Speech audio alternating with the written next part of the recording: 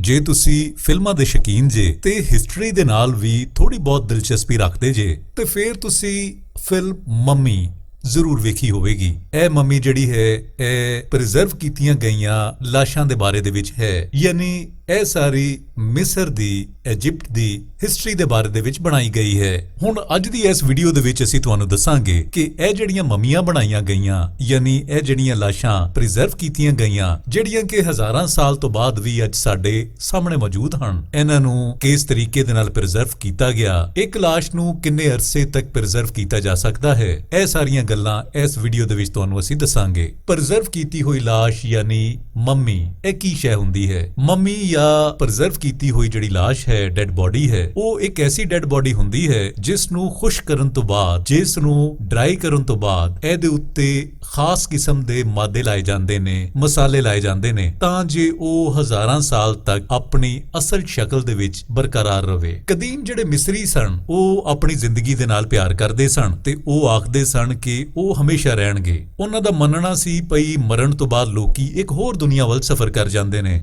ਜਿੱਥੇ ਜਾ ਕੇ ਉਹਨਾਂ ਨੂੰ ਆਪਣੇ ਜਿਸਮਾਂ ਦੀ ਲੋੜ ਪੈਂਦੀ ਹੈ।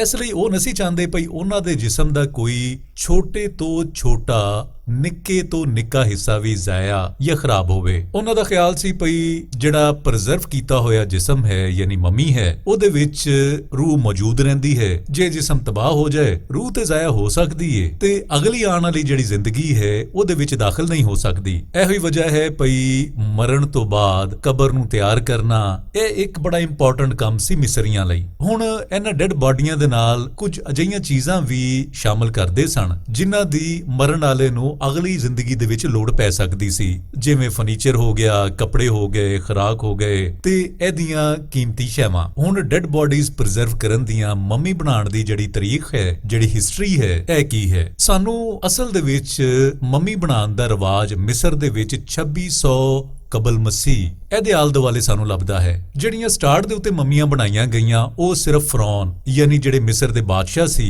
ਤੇ ਜਿਹੜੇ ਉਸ ਦਰਬਾਰ ਦੇ ਯਾਨੀ ਸ਼ਾਹੀ ਖਾਨਦਾਨ ਦੇ ਅਫਰਾਦ ਸਨ, ਸਿਰਫ ਉਹਨਾਂ ਦੀਆਂ ਬਣਾਈਆਂ ਜਾਂਦੀਆਂ ਸੀ। 2000 ਕਬਲ ਮਸੀਹ ਤੋਂ ਬਾਅਦ ਹੌਲੀ ਹੌਲੀ ਆਮ ਲੋਕਾਂ ਦੇ ਜਿਸਮ ਵੀ ਮੰਮੀ ਬਣਾਏ ਜਾਣ ਲੱਗ ਪਏ, ਪਰ ਇਹਦੇ ਵਿੱਚ ਵੀ ਇੱਕ ਥੋੜਾ ਜਿਹਾ ਸਟੈਂਡਰਡ ਦਾ ਖਿਆਲ ਰੱਖਿਆ ਗਿਆ। ਜਿਹੜੇ ਬਾਦਸ਼ਾਹ ਲੋਕ ਹੁੰਦੇ ਸਨ ਉਹਨਾਂ ਦੀਆਂ ਮੰਮੀਆਂ ਸਪੈਸ਼ਲ ਤੌਰ ਤੇ ਤਿਆਰ ਕੀਤੀਆਂ ਜਾਂਦੀਆਂ ਸਨ, ਯਾਨੀ ਉਹ ਜ਼ਿਆਦਾ ਸ਼ਾਨਦਾਰ ਹੁੰਦੀਆਂ ਸਨ ਤੇ ਜਿਹੜੇ ਆਮ ਲੋਕੀ ਹੁੰਦੇ ਸਨ ਉਹ ਰੂਟੀਨ ਦੇ ਮੁਤਾਬਕ ਆਪਣੀਆਂ ਲਾਸ਼ਾਂ ਨੂੰ ਸੇਵ ਕਰਦੇ ਸਨ। ਉਹਦੀ ਵਜ੍ਹਾ ਇਹ ਹੈ ਭਈ ਮੰਮੀ ਨੂੰ ਸੇਵ ਕਰਨਾ ਇੱਕ ਬਹੁਤ ਮਹਿੰਗਾ ਕੰਮ ਸੀ। ਹੁਣ 4ਵੀਂ ਸਦੀ ਈਸਵੀ ਤੋਂ ਬਾਅਦ ਜਦੋਂ ਰੋਮ ਨੇ ਮਿਸਰ ਤੇ ਕਬਜ਼ਾ ਕੀਤਾ, ਉੱਥੇ ਕ੍ਰਿਸਚੀਅਨਿਟੀ ਦਾ ਕਬਜ਼ਾ ਹੋ ਗਿਆ ਤੇ ਉਸ ਵੇਲੇ ਮਿਸਰੀਆਂ ਨੇ ਲਾਸ਼ਾਂ ਨੂੰ ਸੇਵ ਕਰਨ ਦਾ ਸਿਲਸਿਲਾ ਬੰਦ ਕਰ ਦਿੱਤਾ ਜਾਂ ਘੱਟ ਹੋ ਗਿਆ। ਹੁਣ ਇਹ ਡੈਡ ਬਾਡੀਆਂ ਸੇਵ ਕਿਸ ਤਰੀਕੇ ਦੇ ਨਾਲ ਕਰਦੇ ਹਨ, ਯਾਨੀ ਮੰਮੀਆਂ ਬਣਾਉਂਦੇ ਕਿਸ ਤਰੀਕੇ ਦੇ ਨਾਲ ਹਨ? ਹੁਣ ਜਿਸ ਬੰਦੇ ਦੀ ਮੰਮੀ ਬਣਾਣੀ ਹੋਵੇ ਇਹਦੇ ਜਿਸਮ ਦੀਆਂ ਸਾਰੀਆਂ ਸ਼ੈਵਾਂ ਕੱਢ ਲੈਂਦੇ ਨੇ, ਫਿਰ ਖਾਸ ਕਿਸਮ ਦਾ ਇੱਕ ਕੈਮੀਕਲ ਲਾਇਆ ਜਾਂਦਾ ਹੈ ਯਾਨੀ ਜਿਹਦੇ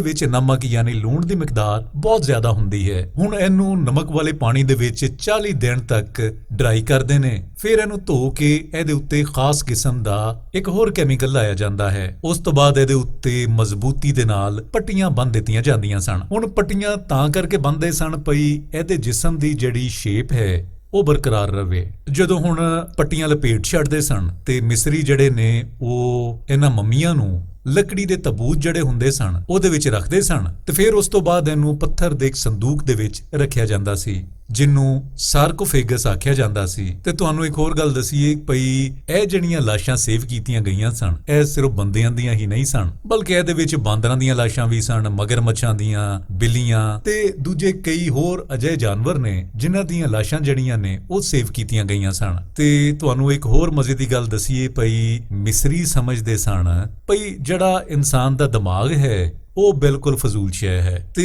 ਜਦੋਂ ਮੰਮੀ ਬਣਾਉਣ ਲੱਗਦੇ ਸਨ ਤੇ ਉਹ ਨੱਕ ਦੇ ਰਾਹੀਂ ਉਹਨਾਂ ਦੇ ਮਗਜ਼ ਨੂੰ, ਉਹਨਾਂ ਦੇ ਦਿਮਾਗ ਨੂੰ ਬਾਹਰ ਕੱਢ ਲੈਂਦੇ ਸਨ। ਤੇ ਕਦੀਮ ਮਿਸਰੀ ਜਿਹੜੇ ਸਨ ਉਹਨਾਂ ਦੇ ਖਿਆਲ ਦੇ ਮੁਤਾਬਕ ਦਿਲ ਜਿਹੜਾ ਸੀ ਉਹ ਸਾਰਿਆਂ ਤੋਂ ਇੰਪੋਰਟੈਂਟ ਸ਼ੈ ਸੀ। ਇਹ ਤੇ ਸੀ ਕੁਝ ਅਜਿਹੀ ਇਨਫੋਰਮੇਸ਼ਨ ਮੰਮੀਆਂ ਦੇ ਬਾਰੇ ਦੇ ਵਿੱਚ। ਉਮੀਦ ਕਰਦੇ ਹਾਂ ਤੁਹਾਨੂੰ ਪਸੰਦ ਆਈ ਹੋਵੇਗੀ।